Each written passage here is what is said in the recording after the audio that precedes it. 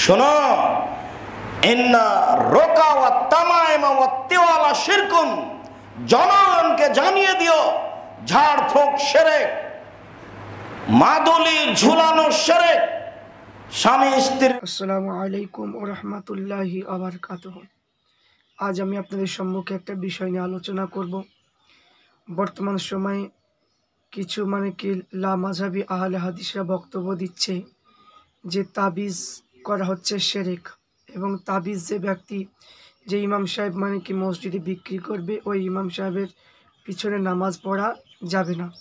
তাহলে আমরা জানবো যে তাবিজ করা এটা জায়েজ না নাজায়েজ, সেটা জানবো। তো যে বলছে যে শিরক করলো, যে তাবিজ করবে সে শিরক করে এবং তার পিছনে নামাজ হবে না।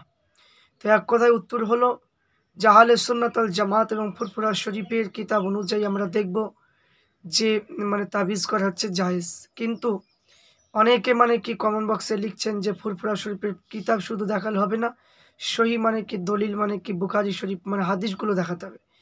তো ফুরফুরা শরীফের যতগুলো কিতাব লেখা আছে সবগুলো হচ্ছে হাদিস থেকে লেখা, কোনো নিজের ব্যক্তিগত কথা লেখা নাই। তাই আমি আপনাদের সম্মুখে দেখাবো যে তাবিজ করা জায়েজ কিনা, এই সম্পর্কে আলোচনা করব ইনশাল্লাহ। আপনারা প্রত্যেকে ভিডিওটা প্রথম থেকে নিয়ে শেষ পর্যন্ত আপনারা ভিডিওটা দেখবেন। আপনাদের সম্মুখে যে কিতাবটা নিয়ে তুলবো সেটা হলো নসিহাতুন নবী। এই নসিহাতুন নবী এই কিতাবের মধ্যে আপনার তাবিজ সম্পর্কে বলা হয়েছে। যেই কিতাবটা পৃষ্ঠা হচ্ছে 113 পৃষ্ঠার মধ্যে তাবিজ সম্পর্কে এখানে বলা হয়েছে, আমরা সেটা দেখব। 1 নম্বর দলিল হচ্ছে বুখারী শরীফ। বুখারী শরীফের মধ্যে রয়েছে যে হযরত সাল্লাল্লাহু আলাইহি ওয়াসাল্লাম বলেছেন যে আল্লাহ তাআলা যেমন ব্যারাম দিয়েছেন তা আরোগ্যের জন্য ঔষধ দিয়েছেন। বুখারী শরীফের মধ্যে এটা লেখা আছে। দ্বিতীয় হচ্ছে আউদ বিন মালিক রাদিয়াল্লাহু তাআলা আনহু বলেন যে আমি যখন বেধর্মী ছিলাম তখন আমি লোকেদেরকে ঝাড়ফুঁক করতাম।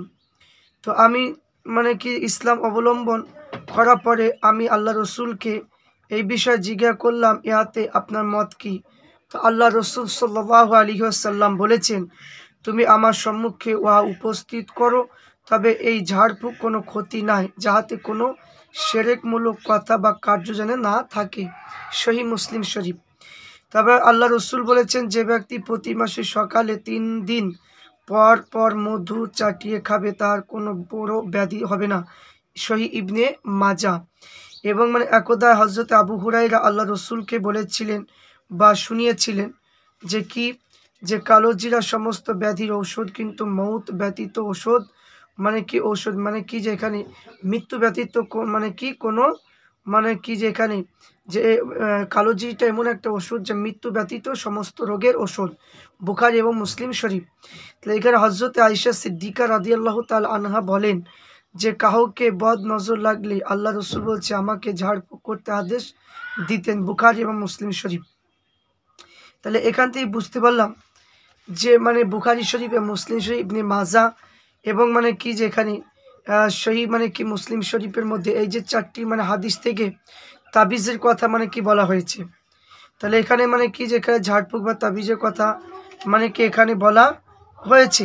তাহলে এখানে যারা বলছে যে ঝাড়ফুঁক করা বা তাবিজ করা এটা হচ্ছে শিরক, তাহলে ওই সমস্ত আলেমরা তারা নিজেই শিরক, কারণ এখানে হাদিসকে তারা অস্বীকার করছে। তাহলে হাদিসকে অস্বীকার করা তাহলে তার নিজেই তো ফতোয়া পড়বে, তার নিজেই জানে। কেউ যদি হাদিসকে যদি অস্বীকার করে যে হাদিসকে যদি অস্বীকার করে এবং কেউ যদি হাদিসের যে অস্বীকার যদি করে, তার জন্য ফতোয়া কি পড়বে সে নিজেই দেখুক। তো এখান থেকে আমরা বুঝতে পারলাম যে বুখারী শরীফ এবং মুসলিম শরীফ এবং আপনার যে সুনানে ইবনে মাজাহ যে এখান থেকে আমরা 3-4টি হাদিস থেকে আমরা বুঝতে পারলাম যে তাবিজ করা এটা নিঃসন্দেহে তাবিজ ও কবজ ও ঔষধ নিঃসন্দেহে জায়েজ। আল্লাহ পাক রব্বুল আলামিন আমাদের প্রত্যেককে সঠিকটা আমল করার তৌফিক দান করেন। আল্লাহুম্মা আমিন।